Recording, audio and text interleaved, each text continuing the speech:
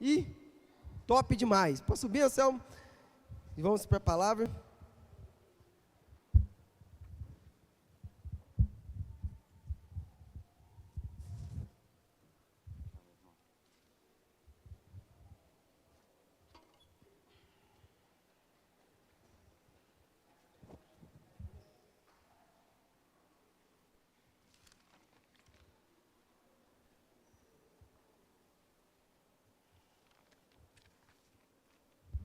Graças e paz, meus irmãos. Mais uma vez, eu vou pedir para que vocês fiquem de pé. Vamos honrar ao nosso Deus com mais uma oração. Eu agradeço a todos os visitantes, as pessoas que estão retornando aqui. É um prazer ter vocês aqui conosco. E hoje, eu queria que você, ao orar, fizesse a pequena oração. Eu queria que você lembrasse um pouquinho da sua infância, de como que você era, de como que você pensava em ser quando crescesse, e nessa oração colocasse no seu coração como você está hoje. Amém? Então vamos. Deus, muito obrigado, Senhor, por essas pessoas que estão aqui. Obrigado por esses jovens que estão dispostos a ouvir a sua palavra, estão com o coração aberto para ouvir a sua palavra, Deus. Deus, em nome de Jesus, que o Senhor Deus possa trazer ao coração deles a palavra que o Senhor tem para eles, que o Senhor desperte lá no fundinho do coração deles e traga a vontade de te servir e fazer a sua palavra acontecer, Deus. Deus, muito obrigado por este culto, muito obrigado por essa palavra, e que o Senhor Deus possa nos abençoar grandiosamente. Amém. Meus irmãos, graças a paz, nós vamos ter agora um pequeno teatro. Um teatro que a gente está ensaiando há 20 minutos. E a gente ensaiou bastante vezes na nossa cabeça. E se Deus quiser vai dar tudo certo, amém? Eu conto com a boa vontade de vocês entenderem a palavra, amém? E que se der alguma coisa errada, vocês entendem, amém?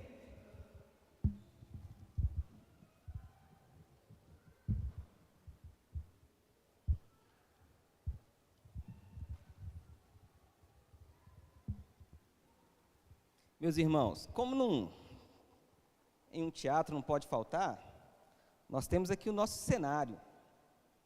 Temos aqui uma casa, imagine a nossa casa aqui, ó. Uma casa, cômodos aqui, bem montadinha essa casa. Logo aqui passa uma rua, bem aqui passa uma rua, lateral à casa, e aqui tem mais uma rua, próximo do portão. Amém? Imaginaram o nosso cenário? Então, eu espero que esteja bem formado na cabeça de vocês, porque em um belo dia, Joãozinho entrou em sua casa. Joãozinho estava vestido com seu short, sua pantufa e sua camiseta. Joãozinho era meio sonolento, não prestava bastante atenção nas coisas e meio que se distraiu, até que veio um ladrão. Esse ladrão, cadê você, ladrão? Ladrão.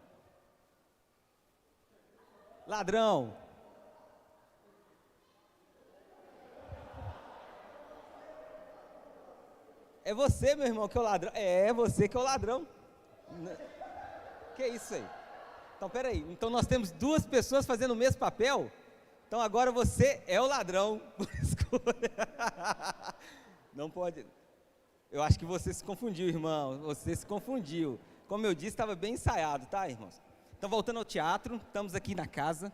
Então, o ladrão entra na casa e toma como refém Joãozinho. Perdeu.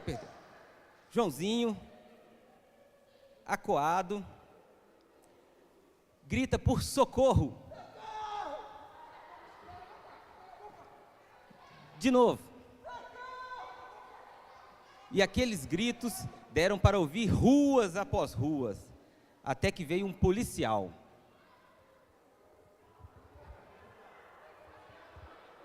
Policial. Policial. Policial. Ah, meu Deus. Eu preciso de um policial agora. Ah lá, tá chegando um policial. Chegou um policial. Muito bem, irmãos. Peraí. Fica aí. Improvisa. Um policial que passava pela rua, logo ouve os pedidos de socorro e entra na casa. Um tiro se ouve. Não, você é um policial. Ah, tá. Um tiro se ouve. Um tiro se ouve. Pá! Não se sabe quem atirou. Só se ouviu o tiro. Amém? Um tiro se ouve. E um gesto muito ousado, o policial entra em briga corporal e liberta o refém. Desarma o ladrão e o imobiliza.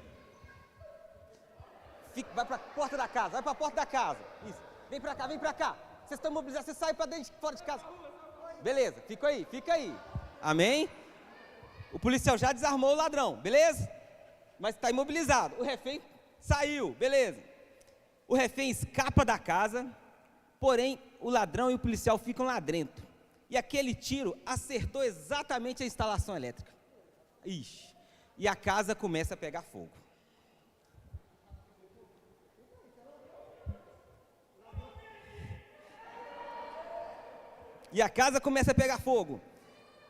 E os dois estão lá dentro. E o refém vai para a rua, e começa a gritar: fogo!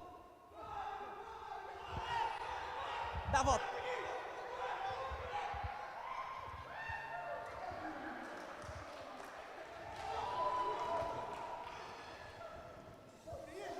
Porém, volta um pouquinho. Porém, com muita fumaça, ele rasteja pelo chão e encontra os dois desmaiados com a fumaça. E mesmo assim, consegue levar os dois para fora da casa.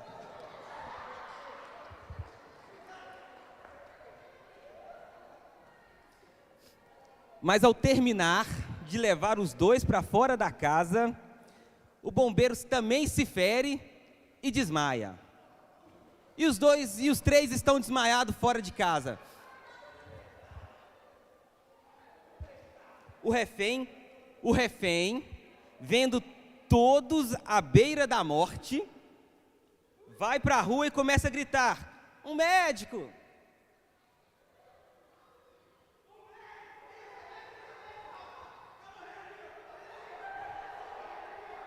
O médico que passava pela rua logo ouve, começa a fazer de tudo para que ninguém morra.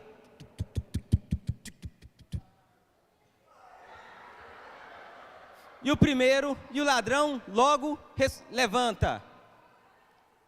O ladrão levanta. Não, foi o policial, né? O policial levanta. E o ladrão também levanta. E o bombeiro também levanta. E o final, em nome de Jesus, ninguém morreu. Amém? Mas só para lembrar, a casa pegou fogo, tá, gente? Amém? A casa caiu, pegou fogo. Palmas.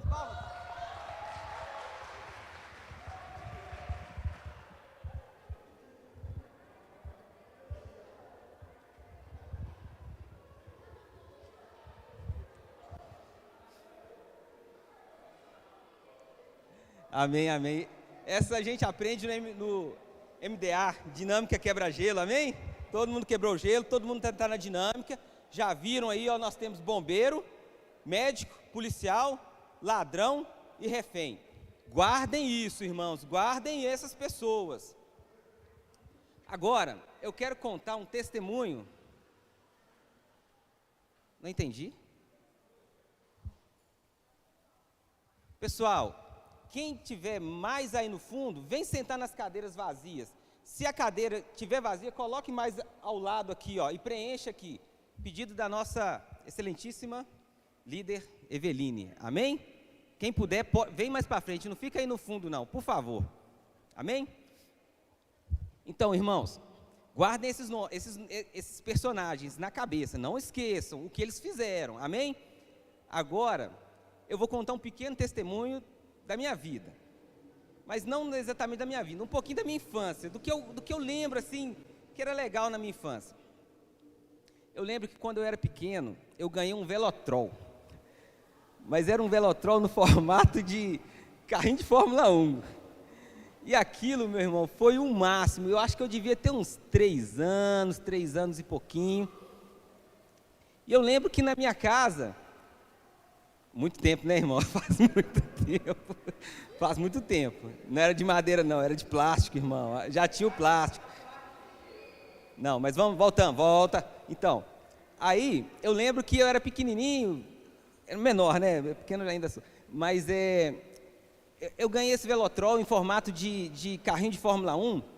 E aquilo, lá na minha casa tinha um quintal com uma pequena descidinha. E aquilo eu descobri que se eu pedalasse rápido, virasse o volante, travasse as rodas, ele rodava. Aí eu comecei a dar peãozinho com o carrinho de Fórmula 1 lá, o Velotrol, irmãos. E aquilo na minha infância, eu lembro como se fosse hoje. Ficou muito marcado na minha vida.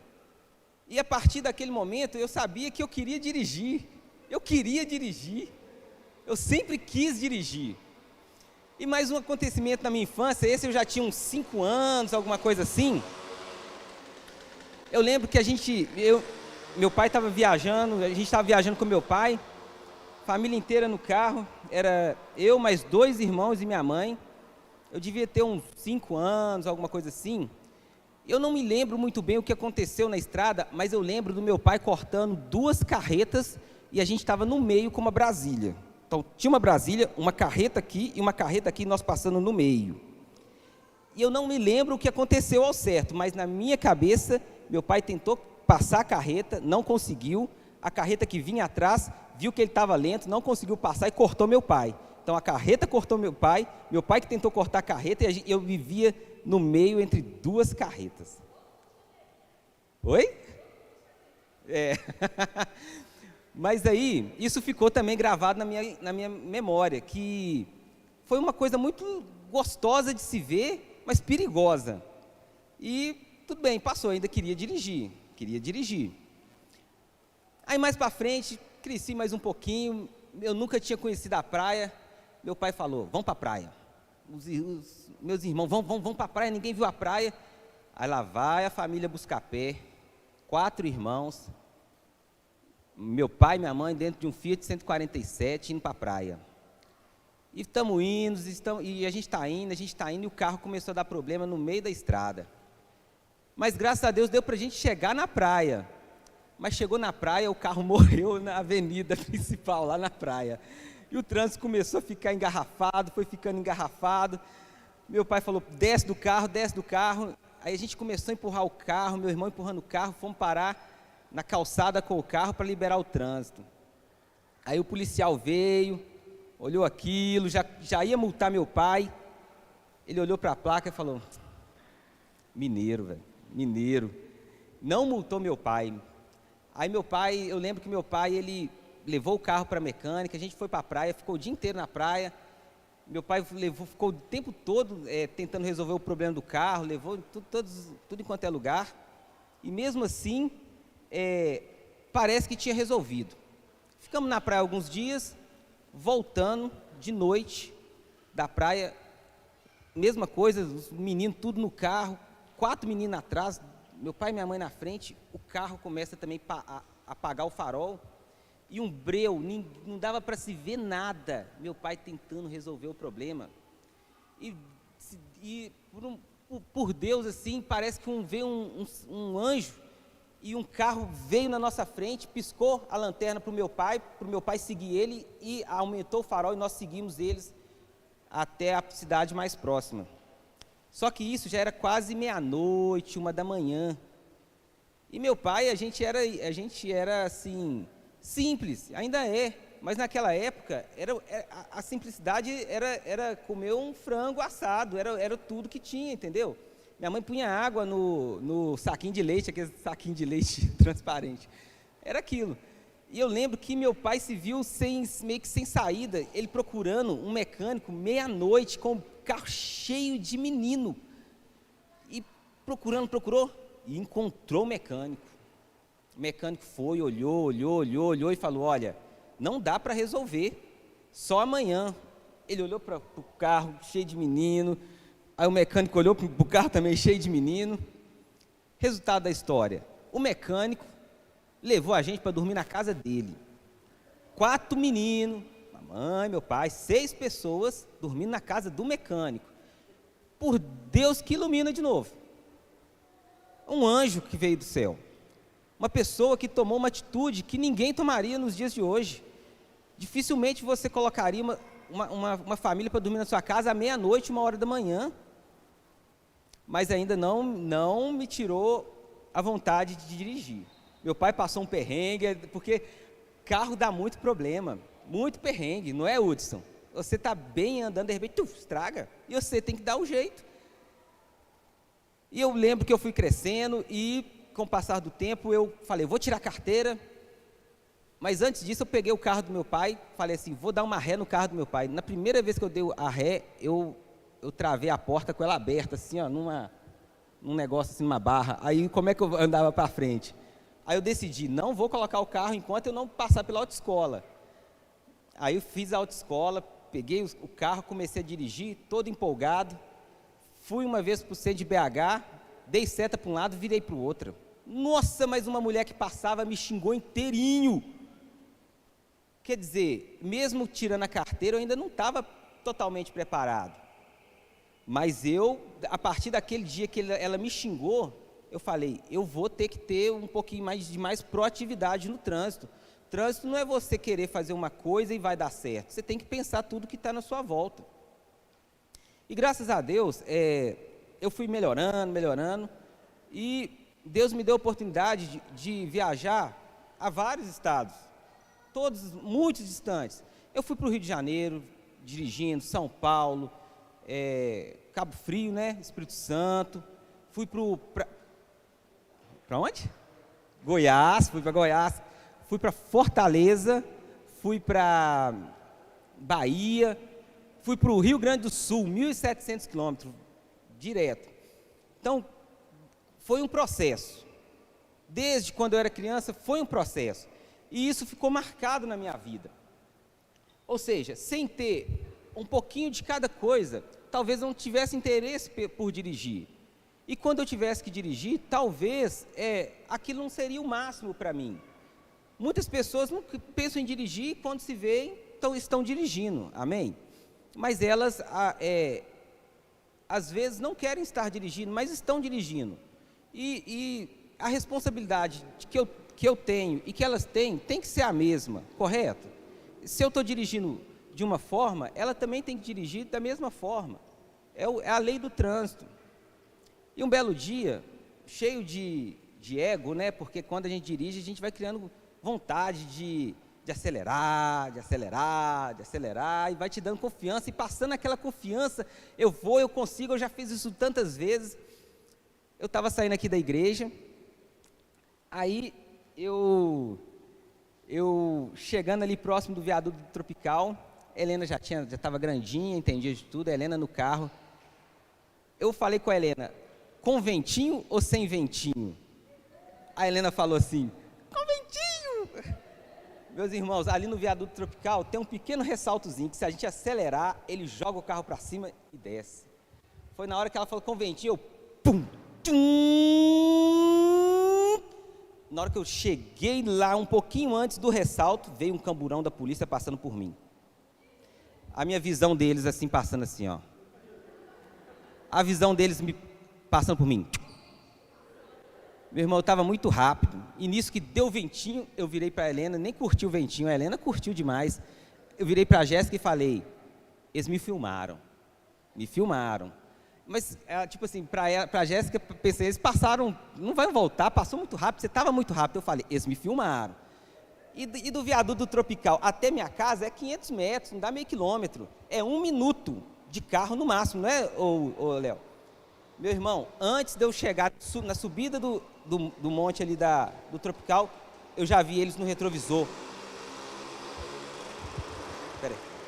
E eles caladinhos, sem ligar giroflex, nada, eles vindo. E eu falei, meu bem, eles estão atrás de mim. Eles me viram. Ela, não pode ser. Viram. E eles começaram a cortar os carros devagarzinho, e eu já tinha diminuído a velocidade. Quando está no alto lá, eu viro à esquerda para entrar para minha casa, dei seta. Na hora que eu dei seta, eles já aumentaram a velocidade. Comecei a descer, dei seta para entrar na garagem. Na hora que eu dei seta, eles do meu lado. Na hora que eles pararam do meu lado, eu já abri os vídeos de trás, né, para eles verem que eu estava com criança. E eles viraram para mim e falaram assim, está com pressa, senhor? Deu ruim. Aí, eles olharam para dentro do carro, viram que eu estava com criança, viram que eu estava com esposa, e, de certa forma, deixou passar. Mas eu passei uma vergonha interna tremenda, tremenda. Por quê? Porque eu estava com a minha família. E quem que era o responsável naquela hora pela minha família? Era eu. E eu fiquei internamente, a Jéssica viu lá, nossa, eu fiquei com muita vergonha de mim mesmo, porque a gente aprende as coisas, e depois que aprende, a gente não quer fazer da forma certa, a gente quer fazer da forma errada. Eu confio em mim, eu confio nas minhas forças, sou eu que estou dominando isso aqui. Mas de certa forma eles me disseram, eles não chegaram a falar, mas eu entendi a palavra que Deus tinha de me dar. Meu irmão, você está colocando sua família em risco. Não tinha necessidade disso, não tinha. Ou seja, eu passei por um processo, me levou a ser um motorista. Eu me julgo ser um motorista bom de roda, graças a Deus nunca bati, mas não me livra de ter a navalhada do dia a dia, isso não me livra de ter as coisas do dia a dia. Mas o que isso tudo tem a ver com posicionamento, que é a palavra de hoje? O que isso tudo tem a ver com o teatro que aconteceu aqui? Meu irmão, aquilo que eu imaginava no passado era quando eu era criança. Eu era criança. Agora eu sou adulto, eu sou responsável pelos meus atos. Vocês concordam? Aqui, praticamente todo mundo aqui conhece a palavra. Todo mundo aqui sabe a diferença do certo e do errado. Às vezes podemos ter alguns adolescentes, alguns juniores aqui, que ainda pensam em estar fazendo a coisa certa, fazendo a coisa errada. Mas não se preocupe, Deus sabe a diferença disso tudo. Mas esse mesmo processo que eu usei de exemplo na minha vida, é um processo que acontece todo dia na vida de vocês. Vocês decidem formar na faculdade. Então, se a pessoa quer ser um médico, ela começa a estudar de pequeno. O cara quer ser bombeiro, ele começa a sonhar em salvando as pessoas. O cara quer ser um policial, ele já pensa assim, eu vou prender em nome da lei, desde pequeno. E tudo a gente vai, aos pouquinhos, adquirindo um pouco mais de experiência. E vamos, aos pouquinhos, tirando um pouquinho das dúvidas que a gente tinha em certos determinados assuntos. Amém? Eu queria ler com vocês 1 Coríntios 13:11.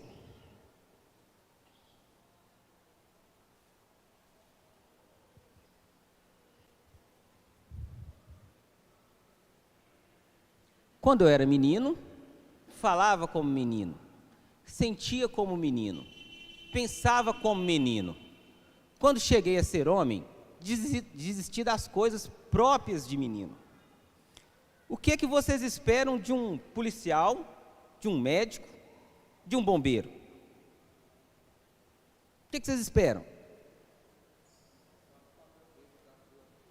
Que faça o papel dele na profissão dele, correto. Mas isso envolve um pouquinho mais. Por exemplo, um bombeiro, ele não pode ser só bombeiro quando ele está de farda. O policial, ele não pode ser policial quando ele está de farda. O médico, quando ele está de jaleco.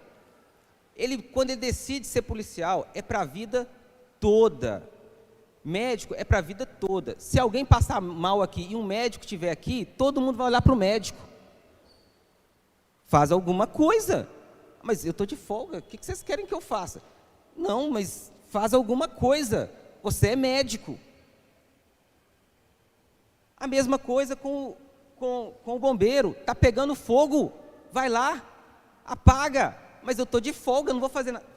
Apaga, tem que apagar, eu espero isso de você. Agora, todo mundo aqui, acredito que já aceitou Jesus. Se não aceitar, está no processo. Sabe a diferença do certo e do errado. O que as pessoas esperam de você? O certo.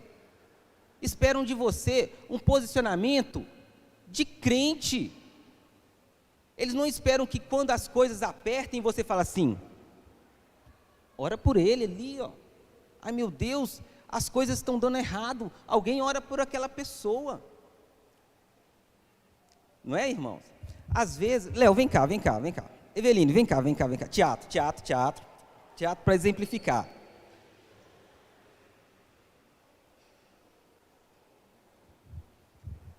Estende a mão assim, Léo, assim. Eveline, estende a mão assim, as duas mãos, irmãos. As duas mãos. Meus irmãos, nós estamos debaixo deles. Tem o pastor acima deles.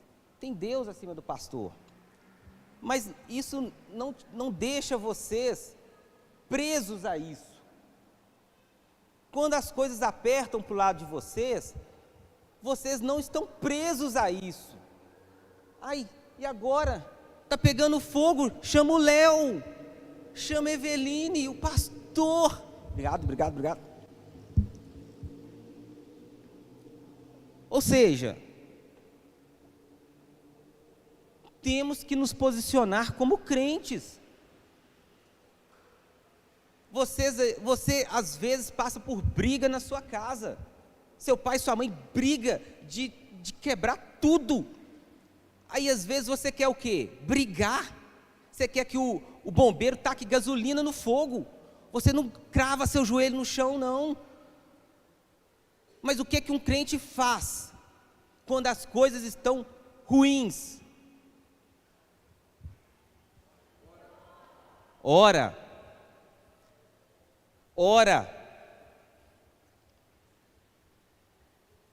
Meus irmãos, quem já assistiu o filme Quarto de Guerra? Uma grande parte. Eu comentei até com os irmãos sobre esse filme esses dias.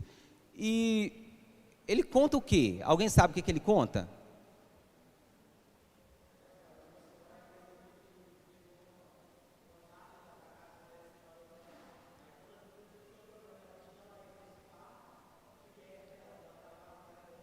Amém.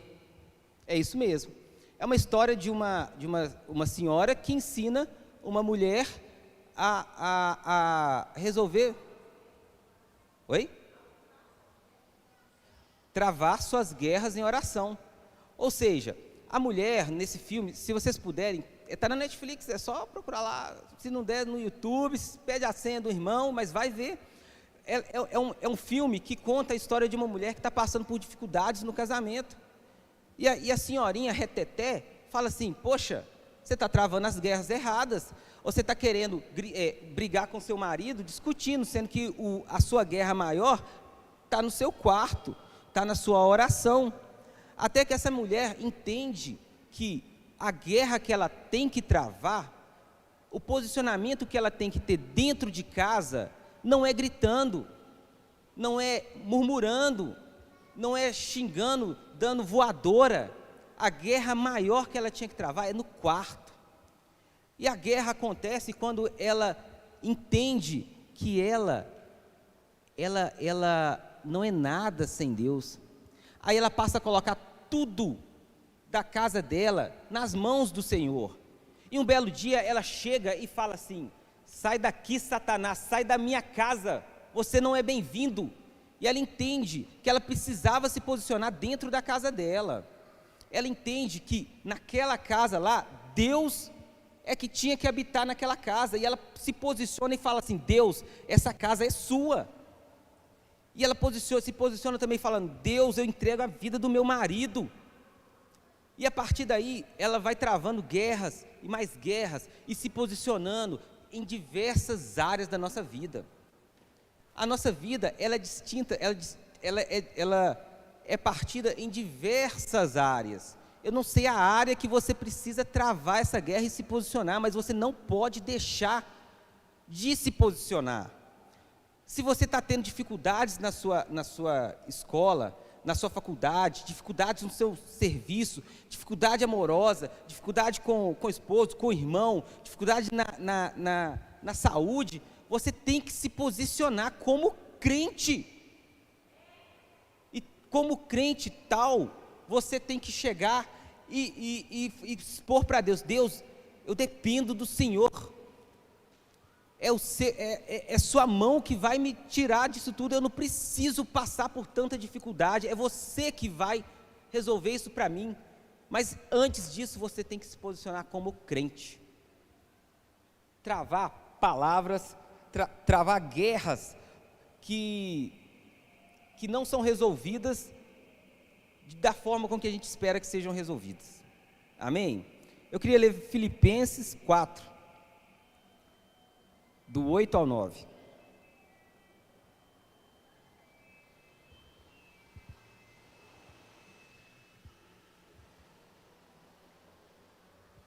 Finalmente, irmãos, tudo que é verdadeiro, tudo que é respeitável, tudo que é justo, tudo que é puro, tudo que é amável, tudo que é de boa fama, se alguma virtude há e se algum louvor existe, seja isso o que ocupe o pensamento de vocês. 9. O que também aprenderam, receberão e ouvirão de mim, e o que virão de mim, isso ponham em prática, e o Deus da paz estará com vocês. Meu irmão, eu quero que vocês se atentem, principalmente, isso ponham em prática. Meus irmãos, eu me converti há muitos anos, mas por vergonha que eu falo aqui, eu deixei muito a desejar. Nesses anos eu deixei muito a desejar, mesmo sabendo do que eu precisava fazer. Eu não me posicionei em muitas horas da minha vida, em momentos da minha vida, não me posicionei como crente. Momentos que pessoas e amigos precisavam de ouvir uma palavra, eu não me posicionei. Amigos meus precisando, eu tive amigos que eram jovens, adolescentes, que viraram pais. Eu era crente, eu não me posicionei com uma palavra na vida deles. Eu não fui lá e estendi um abraço, eu não fui lá. Minha irmã, se tem alguma irmãzinha aí que às vezes está passando por alguma dificuldade, se alguma amiga sua fala assim: eu estou grávida, será que eu aborto? Meu irmão, não vai julgar a irmã não, vai pro pó e vai orar pela vida dela, para que Deus dê o caminho, porque isso não é fácil. Isso não é fácil. Se você tem algum irmão ou algum amigo que esteja na droga, não vem ficar com aquela joguinha assim: você não devia fumar isso. Meu irmão, vai orar para a vida dele, vai estar junto a ele. É difícil falar isso. Às vezes a gente fica pensando assim, pessoas pensam assim: e será que é certo o homossexual na igreja ou não? Meu irmão, é certo ele estar na igreja. Não fica com esse pensamento de é certo ou errado, é posição, é orar pela vida das pessoas. É orar pela vida das pessoas, orar por problemas que precisam ser resolvidos, é se posicionar como crente, é se posicionar em cada área da sua vida. Vocês estão me entendendo? Então vamos abaixar a cabeça e vamos orar. Deus, em nome de Jesus, é difícil nos posicionar. É muito difícil nos posicionar, Senhor. Mas o posicionamento, ele é necessário. Eu tenho dificuldades na minha família, e até hoje eu só gritei, eu só xinguei, eu nunca orei. Deus, eu tenho dificuldade no meu relacionamento, é abusivo o meu relacionamento, e até hoje eu nunca orei para que mudasse. Deus, se posicionar é muito difícil, Senhor, mas é necessário. Nós não somos mais crianças. Eu já sei a diferença do certo e do errado. Eu já sei o que é para fazer e mesmo assim eu não faço. Eu sei o que é para fazer e não faço. O posicionamento é algo muito difícil, mas eu preciso me posicionar. Deus, venha sobre esses jovens, opera, Senhor, no coração desses jovens, que o posicionamento deles, Senhor, venha a ser de encontro à palavra do Senhor, que a palavra do Senhor venha toda vez que eles precisarem se posicionar, venha ao coração deles, o Espírito Santo esteja sempre, sempre, sempre ao lado deles, a cada momento eu te peço, Senhor, traga, Senhor, um posicionamento correto ao coração, de acordo com a sua palavra, Deus. Deus, não devemos brigar e sim orar, um processo difícil, mas necessário. Até quando vamos ficar lutando de forma errada, da forma que não é que o Senhor queira que a gente esteja lutando? Não é brigando,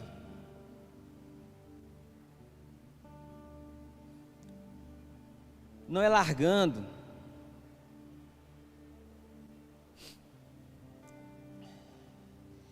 eu preciso lutar pela minha casa,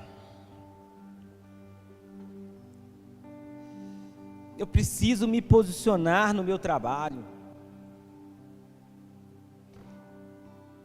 eu preciso me posicionar na minha vida amorosa, eu preciso trazer o Senhor para perto de mim, eu preciso que o Senhor esteja comigo, Deus. Deus, em nome de Jesus, eu entrego esses jovens em Tuas mãos, que o Senhor venha trazer para esses jovens o aconchego que só um pai traz. Em nome de Jesus eu te peço, Senhor, venha ao encontro desses jovens, venha ao encontro desses jovens, Deus, em nome de Jesus, eu te peço.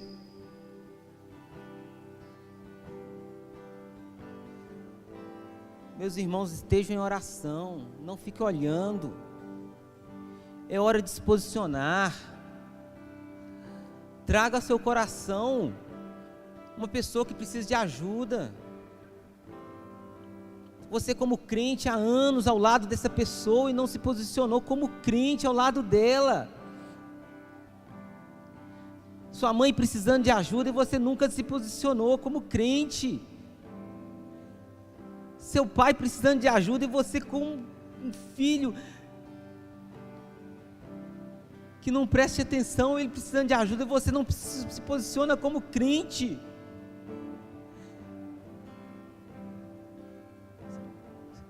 Seu amigo mais que irmão ao seu lado, clamando por ajuda e você não se posiciona como crente.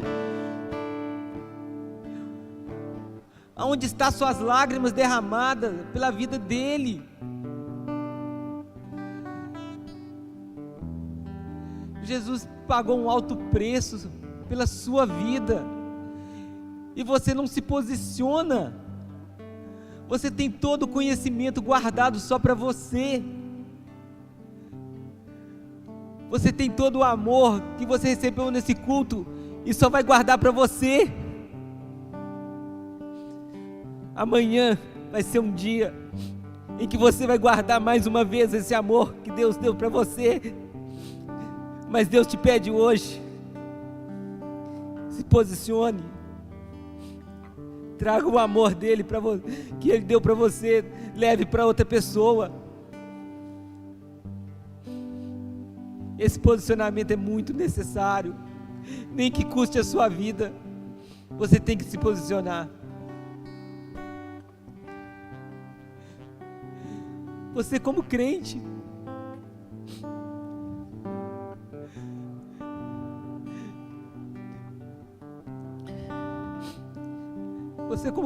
traga em seu coração o amor que Ele te deu.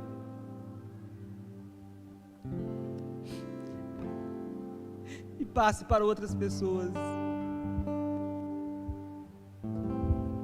Santo, Santo, Tu és, Espírito Santo.